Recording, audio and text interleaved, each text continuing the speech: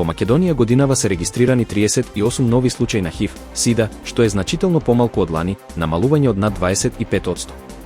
Ова представува 2,1 случај на 100.000 жители, што е пониско од европскиот просек. Најголем дел од новите случаи се во Скопје, а останатите се распределени во 14 други градови, меѓу кои има и еден странски државјанин. Забележани се и 8 смртни случаи поврзани со СИДА. Од новорегистрираните лица, 37 се мажи и само едно е жена, со просечна возраст од 35 години. Речиси 3/4 од новите случаи се меѓу лица на возраст од 20 до 39 години. Од 1987 година до денес се регистрирани 726 случаи на ХИВ, СИДА во земјава, а 32% од нив во последните 5 години, што укажува на постепен раст.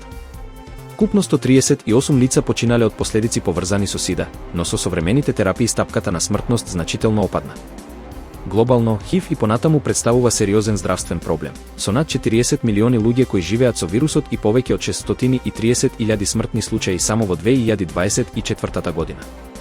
Сепак, благодарение на современите третмани, ХИВ денес е хронична, но контролирана состојба за многу пациенти.